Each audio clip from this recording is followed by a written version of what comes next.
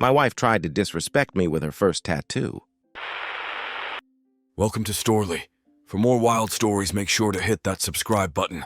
Also, quick friendly reminder that this video will have 2 stories. My ex-wife Anne and I are in our mid-30s. We were married 3 years, together 5 years total. After our engagement party, Anne told me she wants to get matching tattoos. I told her I have nothing against tattoos. I just don't want one. After the wedding, she again asked to get matching tattoos. I said no again. I told her she can get a tattoo if she wants, but I'm not interested. She said it's something she wants to do as a couple and won't get one unless I get a matching one. I still refused, but she brings it up again every 6 months or so and is more insistent every time. Recently, she was promoted and transferred at her job. One of her new co-workers has several tattoos and she has spoken to him about it. He suggested I wasn't a man if I was scared to get a tattoo. She asked me if I was scared to get a tattoo. I said, I'm not scared, there's just no reason to do it. Then added, I understand why your friend at work would insult my manhood. He's trying to get into you pants. But why would you throw his words in my face? Her response was, if the shoe fits. Then she got up, went to the bedroom, and slammed the door. That was when I began to suspect that she was sleeping with the co-worker. She didn't talk to me for 2 days. A few days later, she told me she was going shopping. That evening, she came home and showed me her new tattoo, 2 Chinese symbols on her forearm. She said they mean strength and independence. When I looked closer, I saw there were English letters, JW, beneath the Chinese ones. I asked her about the initials. She was silent a while, took a deep breath, and said they were her co-worker's initials. He had taken her to his tattoo artist. He had suggested those particular Chinese characters.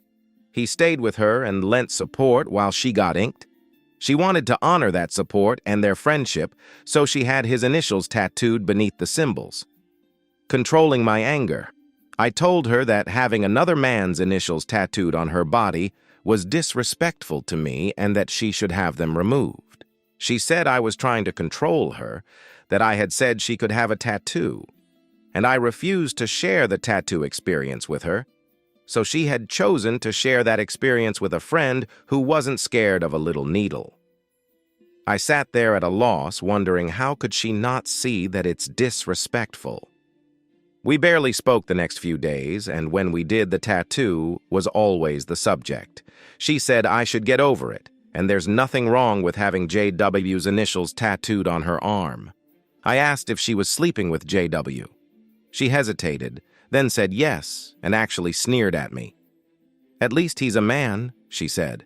The detail of our breakup and divorce aren't important other than to say that it was not contested. The few times we spoke during the process, we were civil to each other. The day the divorce was finalized, I called and told her I finally had a good reason, so I got a tattoo. I said my tattoo also symbolizes strength and independence. My tattoo is the date our divorce was final. She was silent a while. When she began to cry, I hung up. The nerves on this woman.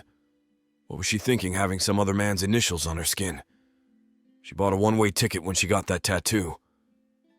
Good on you for delivering her back to the single land. Wife of 11 years pregnant with another man's child. My wife, 32 female, and I, 34 male, have been married for 11 years now. We have 2 daughters, 10 and 11. This story begins as I am online paying some minor medical things. I noticed a bunch of appointments that I didn't know about for my wife. In a nutshell, one was her doctor saying she was 6 weeks pregnant, and another was her having an abortion. I was extremely shocked, to say the least. Later that night, I asked her if she was ever going to tell me she got pregnant. A bunch of questions from her ensues, and I just follow up with, well, what about the abortion? A bunch of back and forth goes between us, mainly about how I knew, yada yada. At this point, I am not even thinking about someone else in the picture. I had a vasectomy years ago. I had the follow-up appointment confirming a successful procedure. Though, I do realize that it can reverse itself. Onward with the story, I am trying to be supportive. I am not upset about anything so far, except for the fact that she hid this from me. She then tells me that she was afraid to tell me about the pregnancy because she did not know if it was mine. Apparently, she has been having unprotected intimacy with a co-worker in the back of her car, she works nights, for the last 6 months. I was so blindsided by this affair. She says that she regretted at that time of the abortion. Mind you, this was back in early November, though she says that she has continued to have intimacy with him even a couple times in February. She's a mess right now, and I really want to hold her, but I am trying to stay strong. She made her bed. Now she can lay in it. I know this is in no way my fault.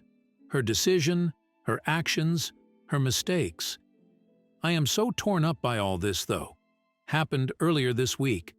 I loved this woman dearly. Still do, in fact. But there is no way that I can ever reconcile and forgive her actions. To me, 11 years of our built-up relationship and trust just toppled in one day.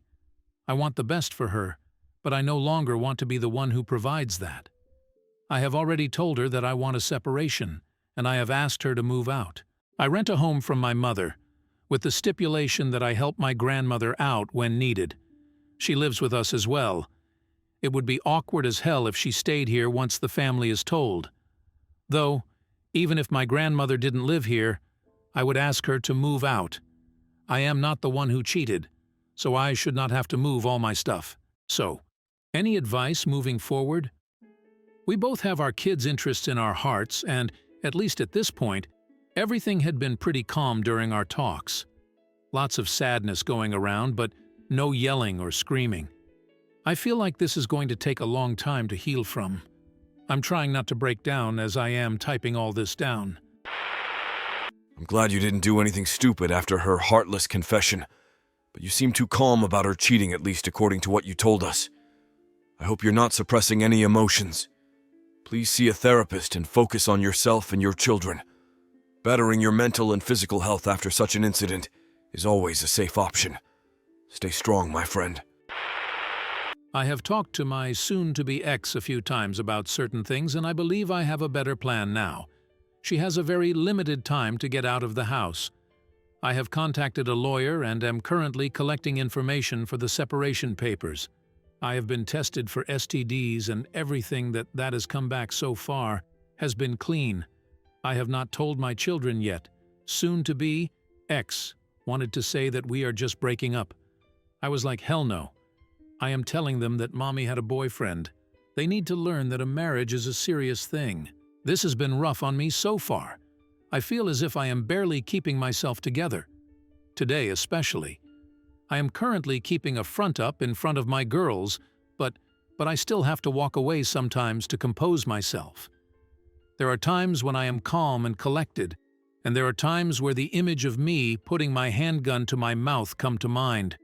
I would never actually act on it, but for now, my pistol is staying out of my hands until I am more of a stable mind. I never thought that my emotions could ever fall this deep. I will find a way to pull through, I have to. For my girls and for my own sanity. Please stay safe. You'll get your happiness back soon enough.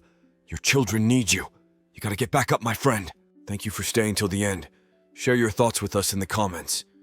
Also hit that subscribe button and ring the bell to get new wild stories every day. See you on the next one.